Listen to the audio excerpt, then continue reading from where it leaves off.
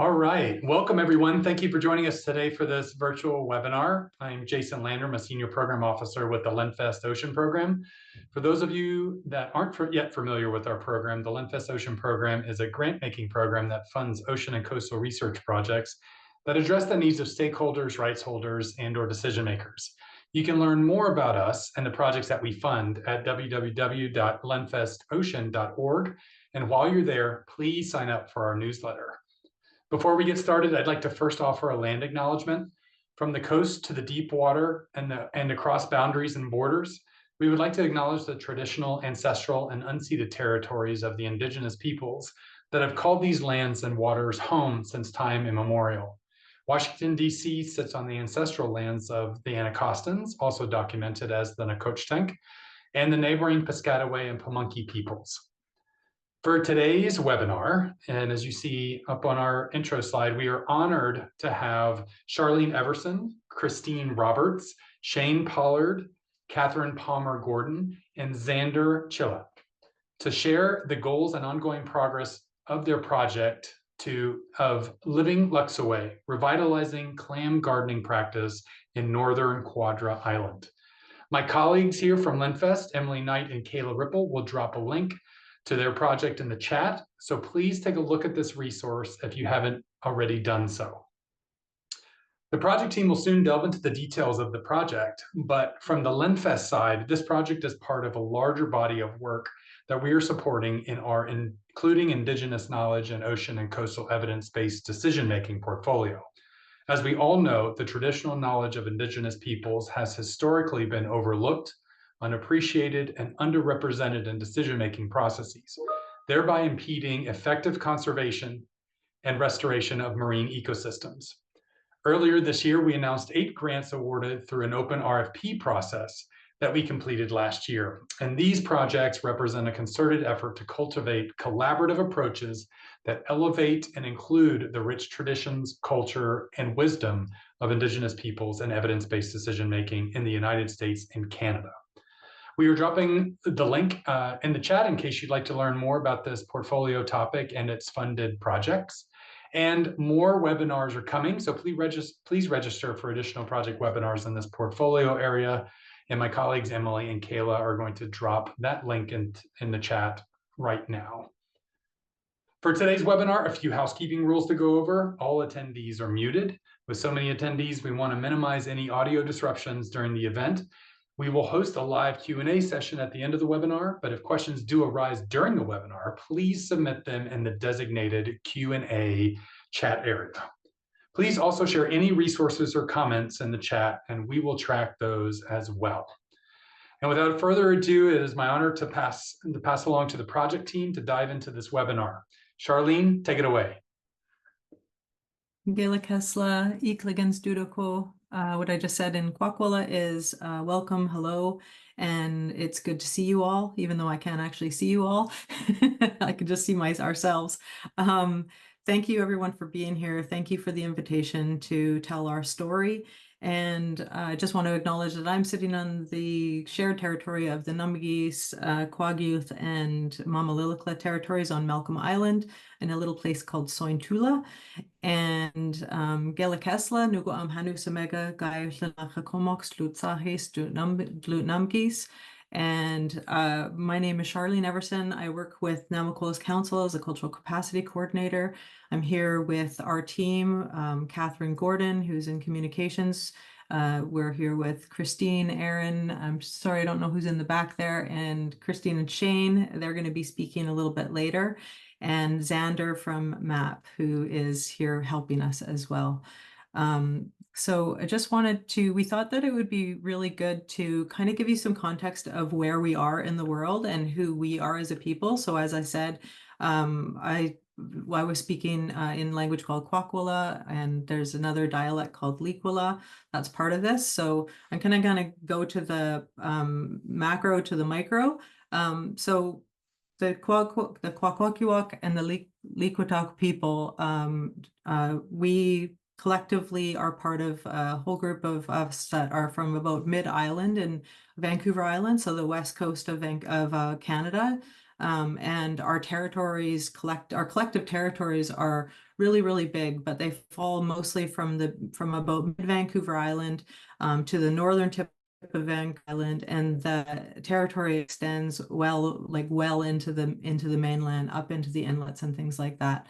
And so then going down, so we used to be 20 Kwakwaka'wakw, and we're now 19 tribes and nations up and down the coast here. And so Nanwakolas, we are a society, and people the nations can choose to be part of our society. So we have 5 of those nations of the 19 that are part of the work that we do, and 3 of those members. So the member nations for Nanwakolas are Malilika, Tlawitsis, Wewakai, Wewakam, and Comox. And the 3 nations that are part of this project particularly are Wewakai, Wewakam, and Comox. Those are leads on this project. So we went into a little bit of a smaller, here it is here. So this is the territories of the Nanwakolas member nations. And as you can see, the territory extends further up north. You can see where Vancouver Island is there, and that I believe it's even bigger than that. So if it included all of the Kwakwaka'wakw. Thought it would be important just to share that, and just to share a little bit about who the Kwakwaka'wakw people are. We are if you've ever heard of the Potlatch people or know anything about Franz Boas, we've been studied extensively in archaeology and ethnography and all of that. Our language has been captured, and you can see our artwork and our masks and our regalia and things all over the world. During colonization, a lot of those things were taken from us. Our ceremonies were made illegal, and so you can see our beautiful artwork, our beautiful regalia, and things that we celebrate with all over the world. And it's a very rich culture. And when you look at this map, you can kind of see we were a seafaring, for the most part, seafaring people. We obviously used our lands as well, but we kind of touched every part of these territories by canoe. And if you have ever traveled into any of these inlets and seen the narrows where the waters rushes through like a giant river, you can understand that our people were very innovative, they were very strong, they were smart. And when we talk about the clam gardens, the project that we're doing, we're talking about one clam garden. There's hundreds up and down the coast in our territories, and they're all over the world and down into the southern territories as well. So we were very good at managing our resources, and we really listened to the lands. We were part of the lands.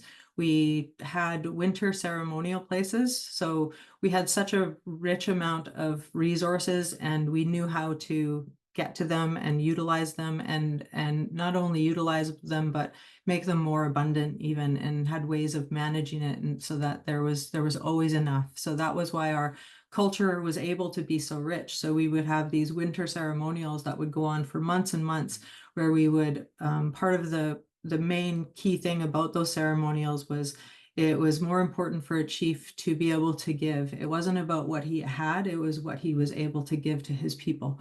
And so these clam gardens were a part of it. And I would say that, we had access to everything, fish and elk and deer and everything that's in the ocean, everything that's in the waters, the medicines and everything like that. But the clams were essentially our staple food. If there was nothing else to eat, if you were lost out in the territory, had been blown away by a storm, you knew that you could always get clams. And so we had these places all over the place. I like to laugh about it when you learn about what these clam gardens look like. It's sort of like that movie with where the little kid is like, I see dead people everywhere.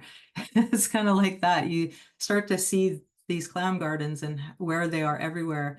And when, like I said, when you travel those waters and those narrows and see how, it's amazing that we had so many places that we did this. And this was just one thing that we did in our territory.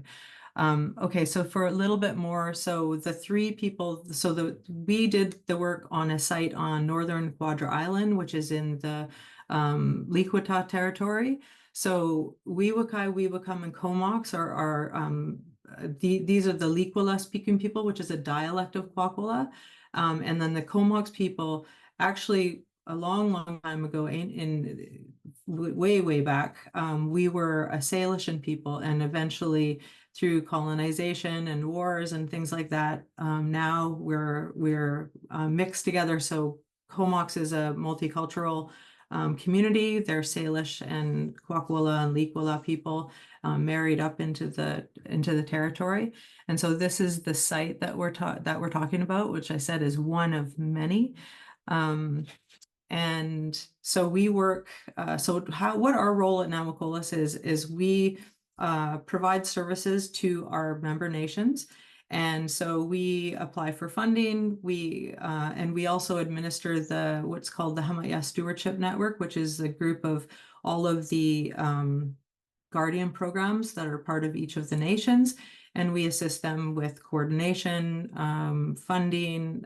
We have lots of projects that are on the go. We do marine planning, and we also provide services for referrals, provincial and federal referrals that come to the nations, and we administer those. We also do the planning, and that's why Xander, he is part of MaPP. So we do marine planning with the nations as well, and in the territory, and working with the province.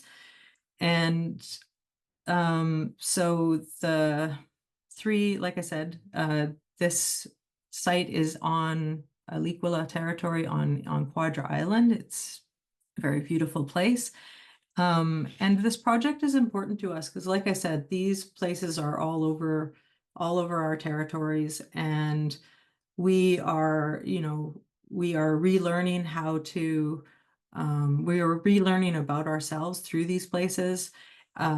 We get to understand, what it's really about is right and title, being able to be there, protecting these important sites that are important to who we are as people and our heritage, and having rebuilding our cultural capacity, rebuilding our food security systems, our cultural food systems, and to be able to be in our territory. And another part of this project is that it's an Indigenous-led project. So we had the freedom to be able to do it our way, in the way that we thought was the best way to do that. And so that's a nice segue into introducing Shane and Christine, who are going to be our storytellers today. Shane and Christine, do you want to introduce yourselves a little bit more beyond what I had already spoken to? Hi, I'm Christine Roberts from the Weebekam First Nations, and I've been working on clam gardens for quite a few years, at the very beginning with John Harper, and it's a pretty interesting site. And then this is Shane. Over the shoulder here, I'm Shane Pollard, the guardian manager of the Wewakai Nation, and I've only been working with clam gardens the past few years around now. Great. We thought a nice way to do this webinar was that we would do sort of question and answer, and then after we've asked some questions, we're going to basically open the floor. Feel free to put any questions that you have in the chat that you think of that come up, and but we'll start right away. So first question is, Christine, can you tell us how this work started? I think John Harper, he was flying over BC because of the oil spill up north. So they were flying over and documenting all the inlets and looking to see where the oil would go in a spill. And he noticed these rock anomalies on the beaches. And everybody actually thought he was kind of crazy because they just thought it was a natural. But then he ran into one of our elders, Chief Adam Dick. He's passed away recently, but he told them those are Loxiwes, and Loxiwe means to roll the rocks. And that was the start of us going out and documenting. So we took the film from the air. And we documented all the clam gardens we could see, and then we went out and ground truthed them. So that was the very beginning of it. Awesome. Thank you so much. Can you share with us a little bit about what's involved in reviving a clam garden? Well, I think we needed a little bit of knowledge from our elders of what was going on. At first, do you guys have the picture of the clam garden from up high, Xander? So if you see the wall at the very back, it's kind of oval and where the people are here. Yeah. So this was the first wall, and that's the one they built. And then based on sea levels and dropping and everything, they built this second wall in the middle here. So we were kind of confused at first, like we thought maybe a storm or something had happened, but what we figured out was this third wall, the very fine line here, what they were doing was dismantling the second wall and moving it down the beach for the third wall to keep up with the sea levels. So that was pretty interesting to look at. So that was the start of what we were doing, but we still got a lot to learn because we noticed that where we did build the wall, it leaks. So, and we noticed the other walls don't leak. So it's an ongoing learning process for us. So I hope that answers.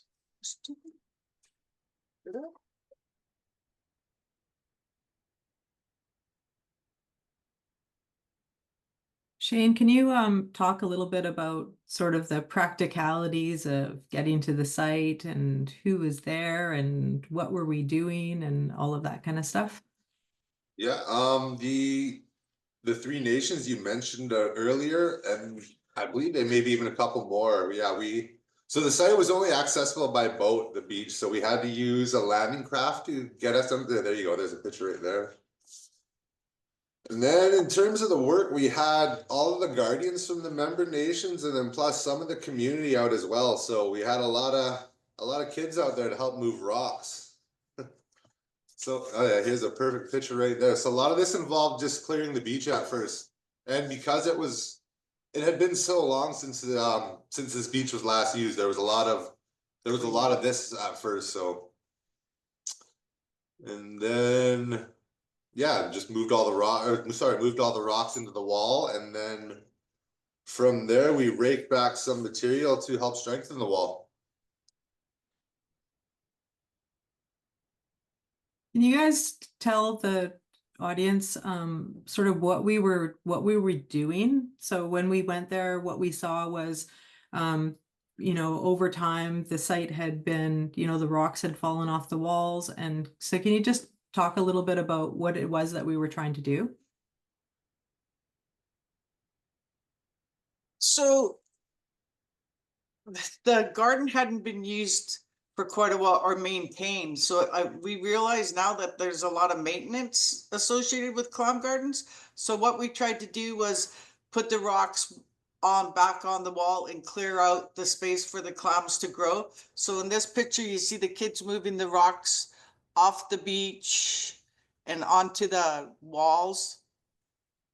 So just trying to clear it up because clams they like to move, and they need to have space. So the rocks stop that from happening quite a bit. So yeah, cleaning it off and giving more area for the clams to grow.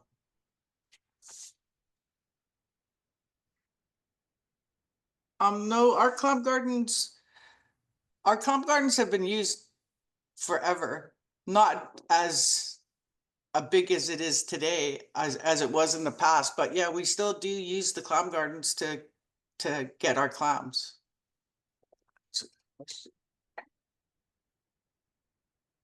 Christine or Shane, can you speak to how do the clam gardens work? Like what are they solid? Are they chinked? How are they made? What kind of process is it to build the walls, and what do you want to see in the wall that so far anyway? Do you want Christine might actually have a better idea on that one, so you can let you guys know. There's actually 3 different types of clam gardens. There's one that's built on sediment, there's ones that are built on bedrock, and there's one where they just take a steep cliff and throw the boulders over till it builds up into a clam garden. So the thing about clam gardens is they in our area too, you'll see natural clam gardens that don't have any rocks because they're naturally good where clams like to go. So what our people did was they took that area, like they figured out there's a sweet spot in a clam garden. I think it's like 1.5 from the high water mark, and they built that up. So they built a rock wall and they built it up so the whole area was the sweet spot. So, and by turning over, the more you dig, the more clams you get, because as you're turning them over, they like to be able to maneuver. But these clam gardens here that weren't used, it becomes like cement. Like it gets hard and they can't move around. So what we did was we cleaned off the top of the beach and we started turning it over so that the clams could grow and breathe better. Can you speak a little bit to going back to sort of the practicality of being out in these places? So, you know, we have these big modern boats, and we, you know, when you think about our people back in the day and how, you know, they didn't go to the internet and look at a tide chart. So can you talk a little bit about getting there and what it was like to be on the site, and what challenges that we faced while we were there? Us or the people in the past, are you talking, Shar? I think either or, whatever you wanted. I think What- speaking about what we did when we were there, like what challenges that we faced and what we had to do in order to work on this wall. And then if that, just any of your thoughts on, you know, when you think about our people back in the day, what are your thoughts about when you're out there and how that, what that made you think about our people, I guess, is what I'm asking. Well, when we were out there, I think it was the rainiest it's ever been one day. Like we were all soaked instantly. So they must have been pretty tough to go through this and build it. But practicality, they lived near them. So it was just a little canoe trip around the corner maybe, or going down to the beach to work on their thing. For us, it was harder because it was hard getting in and out of the boat. Like there's no dock there. We just kind of found a place and pushed off and threw everybody over. And it would be hard for elder people, I think, to get around there. But yeah, it was we did it, but live and learn. Can you talk a little bit about the tide window? Well, so the tide has to be low for us to build on the wall, which doesn't stay long. So it's kind of quick work and getting it done as fast as we can. And in this picture, you can see the water's already starting to fill in on us. So, and then we thought just throwing rocks along a line might work, but we noticed that it leaks. So we're trying to figure out, taking a look at the other wall, like, was there more little rocks in there or what was going on? And we also noticed that on most of the clam gardens, there's a big boulder, and that big boulder was there to keep it cooler in the summer and warmer in the winter. So like, it's pretty scientific, everything they did towards the clam garden, where the tides were, when the tides go out, like it's not just clams we're targeting, it's actually, what's the other one? Oh, cockles. There's lots of cockles there too. So, yeah.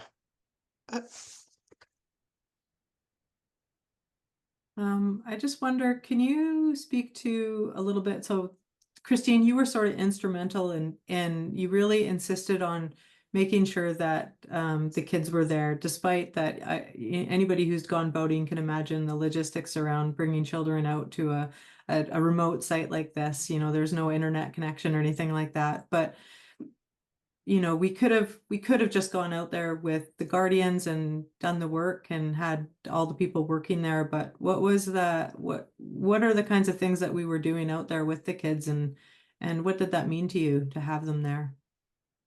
Well, I'm an archaeologist by trade, but I'm in charge of the cultural resource management for my First Nations. And I believe our kids are part of our cultural resource management. We have a small language school and they get on the land as much as they can. Wonderful bunch of kids. Like, we've never had a problem with any of them. I jokingly said to them when they hit the beach, you guys got to move 100 rocks to the wall. And they were like, hey, we're up to 120. And their attention span's like an hour and a half, and then they're just all over the place. But it was like, you couldn't do it without the kids. There would be no point. Like, they are our future. They are our future knowledge holders. They love the fact that 1,000 years ago, their ancestors were standing on this beach, clam digging, and they're really enthusiastic about it. So now they have a tie to this beach, which will go down to their grandkids talking about, yeah, well, I did that on that beach. I was there. So it's bringing our kids back to our traditional lands and making them feel like they belong. Like, I feel that's really important. Thanks, Christine. We did some, like you said, they're part of the language program. So we had Dana was out there also teaching us words for different clams and things like that. Can you talk a little bit about the scientific work that we did out there? Like what kind of activities were taking place with, we had the Loxiwe, sorry, advisory that was there, and people that have worked on these kinds of things in other places. And can you talk about a little bit about what kind of scientific work we did out there? Western scientific work? Yeah, we dug some holes and seen how many clams and what they were in there. It's pretty basically what we did scientifically. And we had somebody come out that knew how to do the clam surveys, the Guardians, Shane and those guys do the clam surveys, so they knew how to do them. Yeah, we've done clam surveys over the beaches in the territory for DFO in the past, so we just pretty well did the same survey for that beach when we went out there. And I imagine you'll keep going out there as we're working on the clam bed. Shane, can you speak a little bit to what it means to you personally and for your team to do projects like this out in the territory?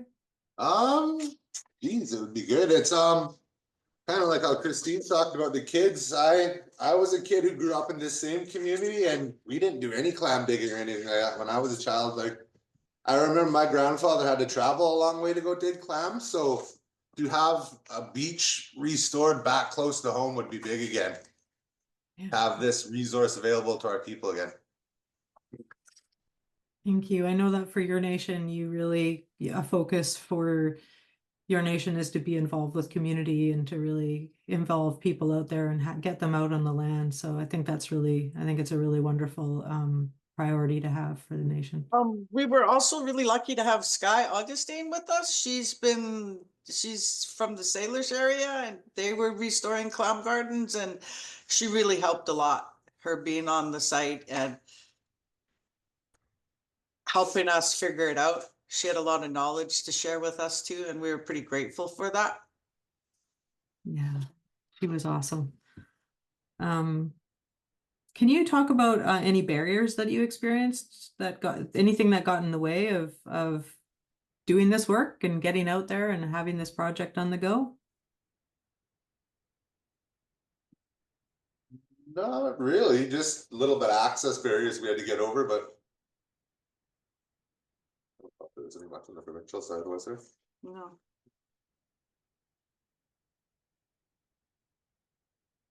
And what is it about clams that make them such a good food supply? What other agriculture or farming thing that happens, the more you dig, the more you get? For that, that's incredible for us. So the closer to a village a clam garden was, the more productive it was.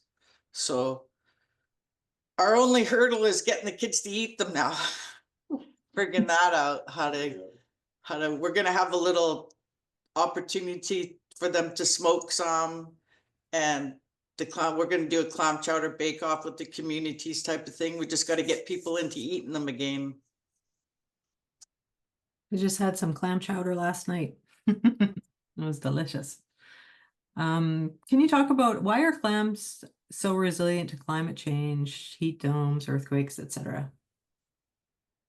Clams have been here forever. It's been a lot hotter here and it's been a lot colder here. So they've survived, they survive. So there was no starvation food for us. When the tide's out, the table's set. So what else was I gonna say? I lost my train of thought, sorry. Thanks so much, Christine. I think we're at 10:30 now, and what we'd like to do is open the floor to any questions. I don't know how we're going to do that, or do people speak, or do we have to put it into the chat? There's a question on here. Do you have any issues with introduced invasive species of clams or other species at or around the clam gardens?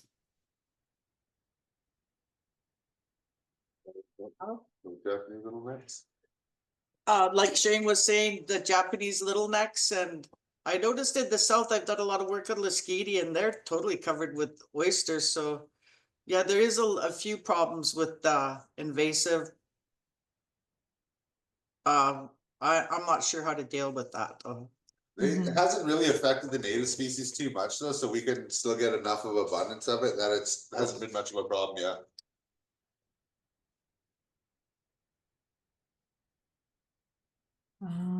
Charlene, we've got some great questions. I I'll track do. the ones in the chat. We've got some questions in the Q&A section. Do you want to start with those and I'll collect all the ones in the chat? You bet. Thank you. Perfect. Of course.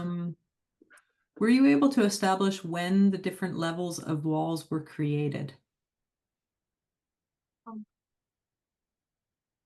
I think it was a lot to do based on sea levels.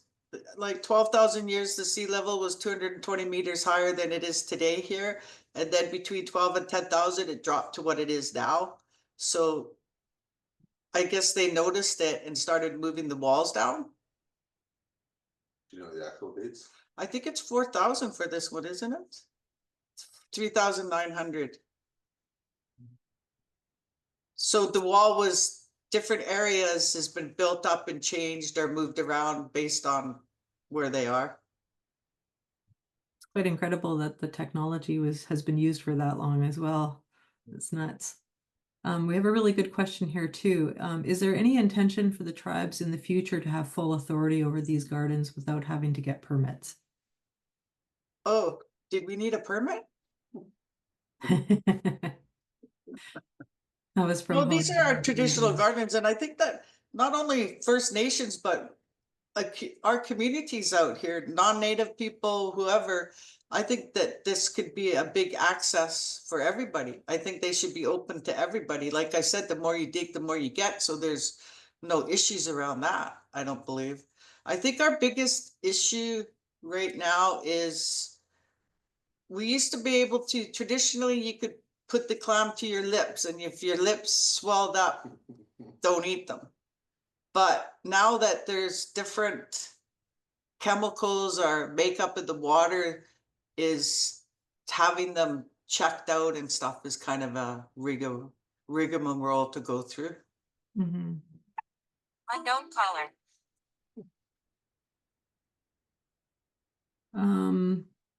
Manila clams are this is from Daniel Duplasia. Thank you for your question. Manila clams are non-native species in BC. How have they affected clam gardens, and have they changed gardening practices from traditional practices accommodating native species? Another question about non-native species. I haven't really noticed any. Like I was saying, there's still enough of butter clams and what are our native ones again? Just regular Manilas? Butters and littlenecks. The littlenecks, yeah, we're still able to get enough of those that we haven't seen an effect that we had to look into it anymore. Yeah. I remember Sky talking about how, I think it was her that was saying she was quite surprised with this beach in particular that there wasn't a lot of, like, I think we saw one one of the oysters there in the entire area. So maybe this site in particular is just, for whatever reason, doesn't have that problem as well. Yeah, I guess we should also point out this beach is only like one of hundreds in our area as well. Exactly. Yeah.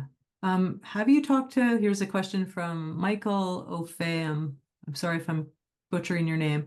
Have you talked to the folks at the Hei'eia in Hawaii about the work that is going on building the walls for their fish ponds?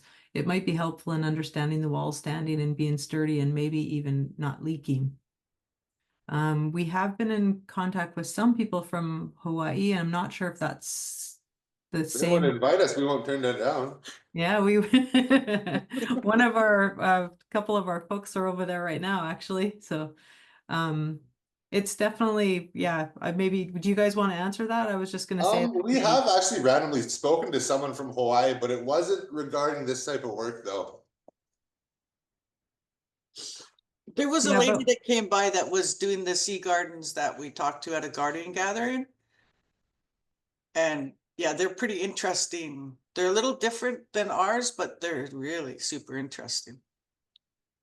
through the Guardian program, we often have, we invite people from guardians from other parts of the world or other parts of Canada to come and tell us about the work that they're doing. So we did have Pelike from Hawaii. She was talking about, but it was, like we said, it was a different subject. It was sort of, but it kind of relates to this in a way, because what she was teaching was Hulaia, which is a methodology of observation and looking at the world that's changing around you, which these sites would have been, that these would have been built on those principles of like really understanding the land around you, really understanding, you know, what's happening, noticing changes, noticing things when they happen at the same time and together, and you know, being able to take what you've seen, heard, and understand and put it into practice. So that was something that she did that I thought was quite significant.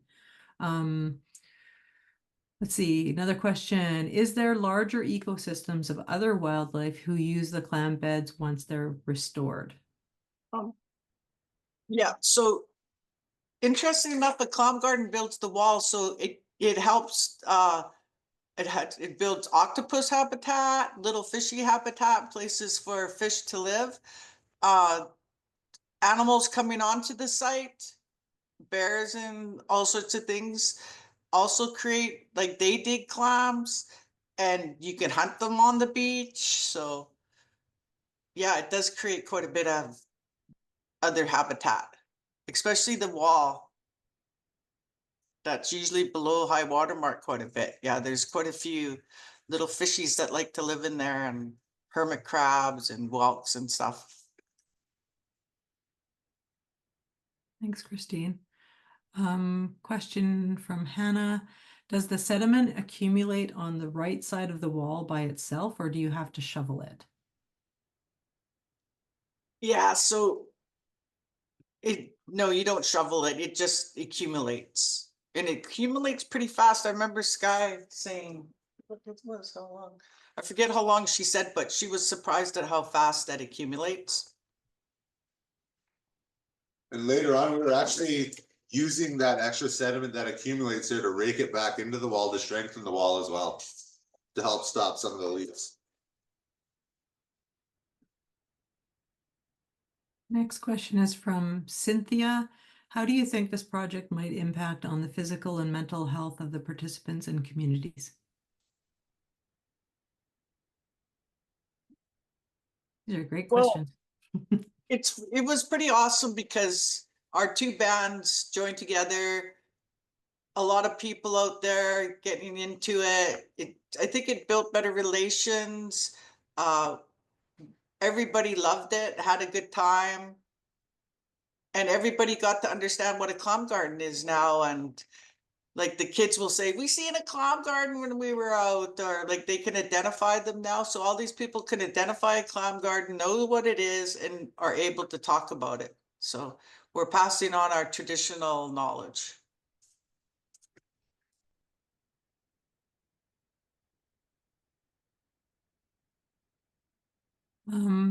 Question from Desiree. How did you get your community interested in clam garden work?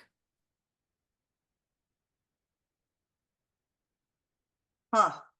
Well, once we figured out that we had all these clam gardens in our territory, it was just kind of started rolling along. People there, it's in the grade 9 school books now here in BC, and the kids out on the land with us, pretty much. Did you say that the work of the Guardians has sort of contributed to what the communities know about our territories? Well, we lost a lot of our knowledge through residential school and disease and stuff, and our guardians are now, they're going to be the knowledge keepers for our areas. They know where the clam gardens are, they know where things are. So we've built a really good resource with our guardians. Thanks, Christine. Another question about the walls and stuff itself. What is the high tide height that the clam garden wall is built at? High tide, or the tide height? Yeah, that's a tough one. So the lowest the wall is at low tide. So the low tide, that's the lowest wall you see. That's when it's exposed. It's only exposed at low tide. The tide does come all the way up in the trees, so it's hard to see. It was pretty funny when we were there the first time as opposed to the second time. Like Christine was saying, we were being chased off the beach because the tide rose really came up really quickly, and it rose a lot higher than the first time we were out there. So it's quite amazing. Like, you know, when we were planning to be out there, we did have to look at those tide charts and figure out when would be the best time that we could be out in the site as well, and to be there when there was a nice low tide window. One question from Tashina. Can you discuss the role of clam gardens in maintaining healthy food webs for both marine and land animals?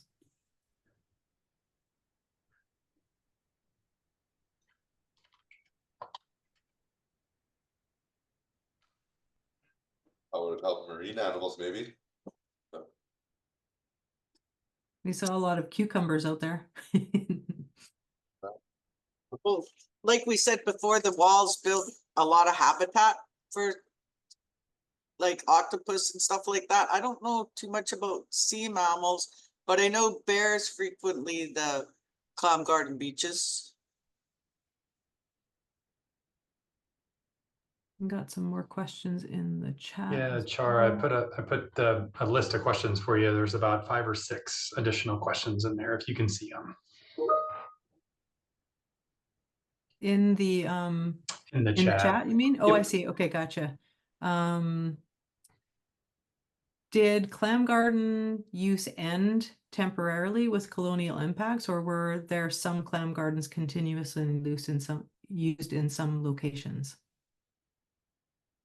I think they were continuously used, but not to the point that they were before. Yeah, our populations plummeted through a certain period of time, like during the smallpox. So you can imagine, you know, 90% of your population dying, that you wouldn't be using as many of these sites because there just wasn't as many people. That was one very big impact of those diseases on our people. How long does it take for the garden to become available for harvest after being reconstructed? Pardon? How long does it take for the garden to become available for harvesting after being reconstructed?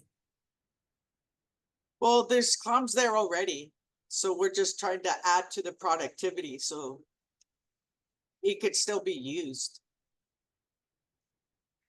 I think you had talked about this a little bit. Do you know when this garden was originally built and when it was last used before your project began? I think it was 4,000 years. It said that that's how old this clam garden is.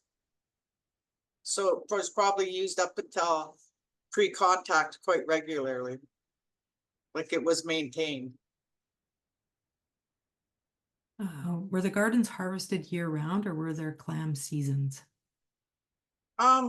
Yeah, they could be harvested year round. There's a little controversy going around because like they could be used year round, but my grandmother always told me that we never dug clams when in July or August or anything because they're seeding and to leave them alone.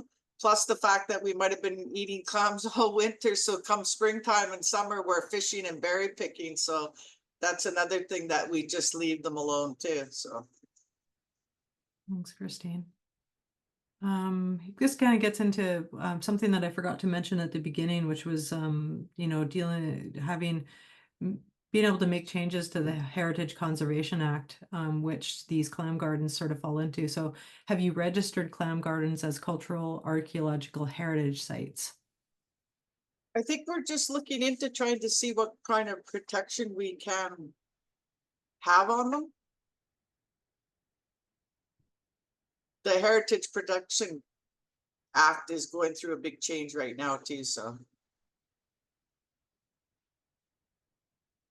You talk to a little bit why it's tricky, like what are the sort of problems with having what we call a living and archaeological site as opposed to how the Heritage Conservation Act kind of looks at, you know, things, you know, in terms of, you know, you're not supposed to touch them, you're not supposed to like, so that it's quite a big problem for something like this.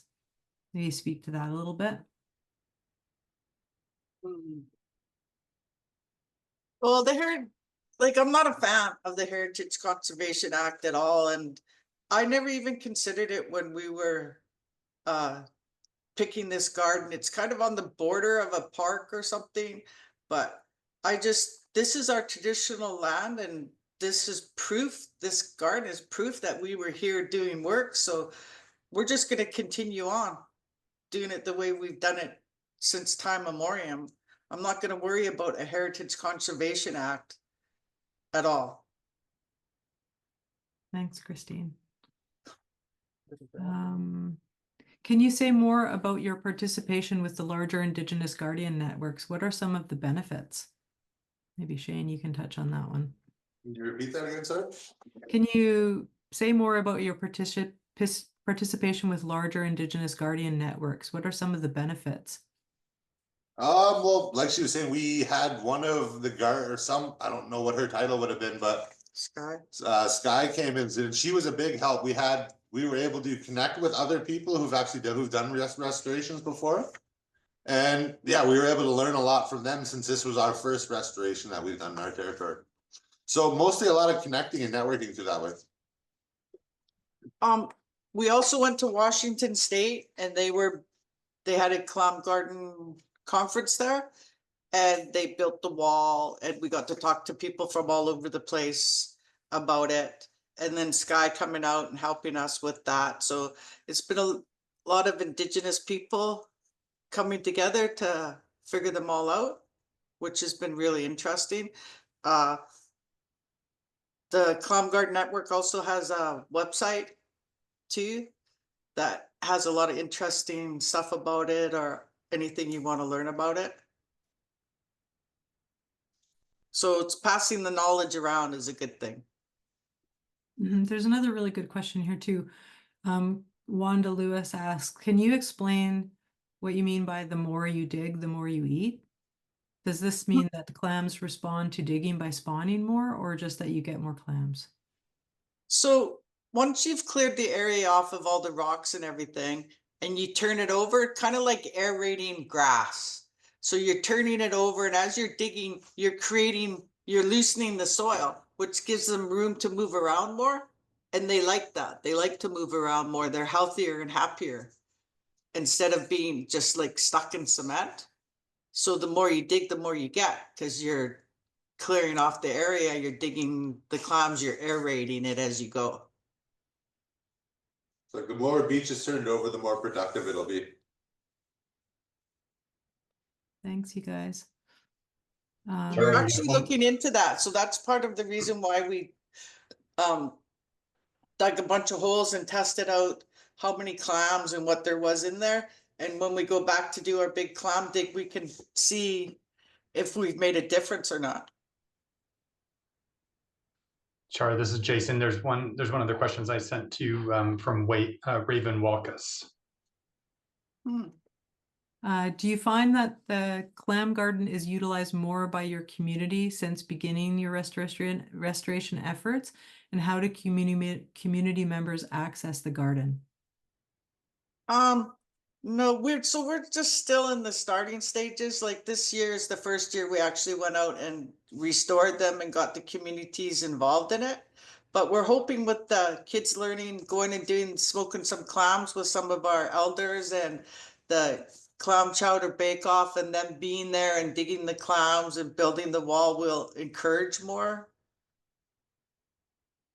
eating, harvesting. Thanks, Christine. I just want to add to that.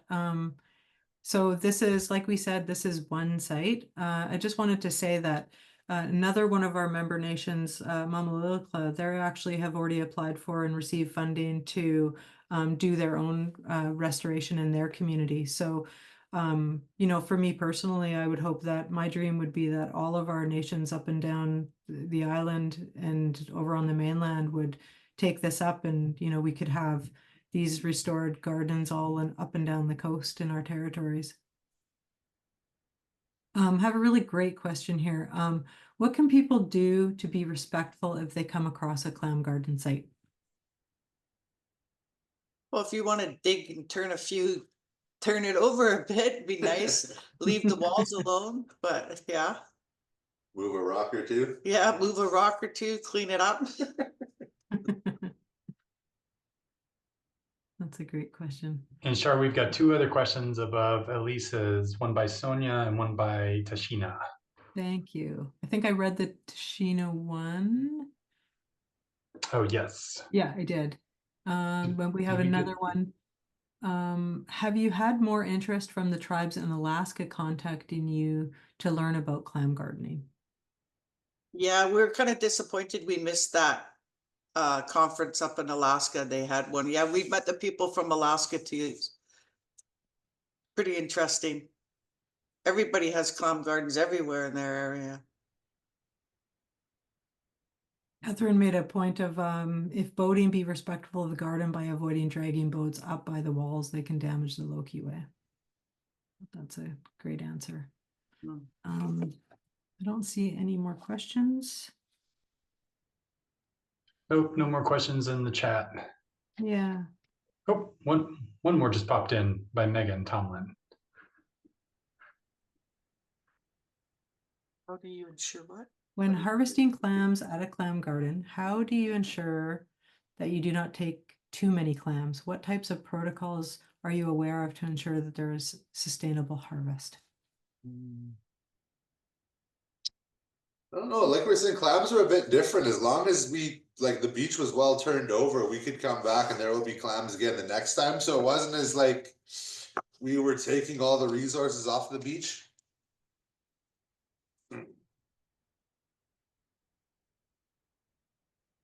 And I'd say that we also have guardians in the area, like you guys are monitoring these areas too. It's sort of what And the beaches are being surveyed too as well. I guess I should have brought that up, yeah.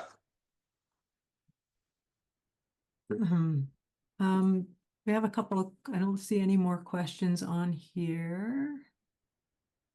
And I actually could speak a little bit more to like our old ways of managing these gardens too, like how we, you know, we have different methodologies now, but back in the day we had, like you saw all of the territories, and within a tribe, there wasn't just one chief, there was multiple chiefs, and how they were arranged was that they would be, this is why I love the Guardian program so much. They almost sort of mirror this way of doing it, is that, you know, the Wiwakam, they're responsible for their territory. The Wiwakai, they're responsible for their territory. So that was the same way with our Namima system, was that those chiefs, each of those chiefs was sort of responsible for a certain area.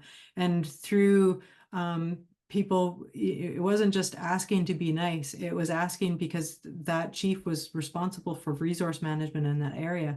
So if you came to ask him, then you would know. It's like any other regulatory system, right? You got to know who's out there and who's collecting things and how much they're getting. And so it was exactly the same thing. The chief knew, you know, if somebody came to him, he would say, oh, I know that this beach hasn't been turned very often, so go to that beach. And I think that the way that our guardian programs work is a little bit like that. Like, you guys are out there checking where things are and are able to kind of provide that feedback to the nation. And so if anybody comes to ask, that we're growing that understanding of our territories and being able to provide that input and have those observations. So I think that's an important piece. Also, traditionally, pre-contact, if you were another nation traveling through a territory, the beaches that were unwalled, the natural ones, people were, you were able to go and dig clams there without anything. But if it was a rocked wall clam garden, it was owned by somebody. Yeah, and there was another piece of when at the village sites, the elderly people, they were the only ones that were allowed to clam dig on those beaches. Everybody else had to go elsewhere to dig for their clams, so that the old people always had access to clams as well. It looks like we're at the end of our time for questions right now. I'm supposed to sum everything up. I first just want to say, if you want to find out more information about Nanwakolas Council, we have some links here. If you want to find more about who the Kwakwaka'wakw and the Likwitao people are, we've put another link on here too. You can just, it's hard to spell, but we can be found. But Umista is a really great resource to understand that, and we've put that on here. There's some links for marine planning, info about the clam gardens if you want to learn more about clam gardens, and for information on the BC Heritage Conservation Act, etc. So just want to say, basically, thank you everyone for being here, first of all. Thank you, Lenfest, for providing the funding that made this project possible. It was just really a wonderful thing. I guess the number one thing I would say is, why are these sites important? Why are they important to us as people? You've heard Christine and Shane talk. I think a big part of it is really it's strengthening our communities. That's, to me, is one of the most important pieces of this. When we begin to, our heritage in so many ways through colonization was stolen from us. And this is one of the ways that we reconnect with our lands, we reconnect with one another, we reconnect with our knowledge systems, and it just builds strength in making sure that we know who we are and where we come from and that we belong in these areas. I think that's a really important piece. It's also really, you know, our right to be in these areas, and it speaks to Aboriginal right and title, and being out there and being able to do things not in any way that anybody's told us, but in the way that we know is right. And it, you know, when we see the productivity in the ways that we did things, that it just shows that, you know, our ways are really smart and really important, and that we can learn a lot from it, and the rest of the world can learn a lot from it as well. And like we said, relationships are key, not just amongst ourselves and with our own people, but the relationships that we've built with MaPP, with Lenfest, with, you know, building better relationships with government and with community, you know, our greater community, not just the Indigenous communities, but our non-Indigenous community members as well. And the more people that are aware of how these sites work and what they are, the better we can all be, and we can, you know, have beautiful ways to look at climate change and just looking at different ways of doing things. Shane and Christine, do you have any final words for us?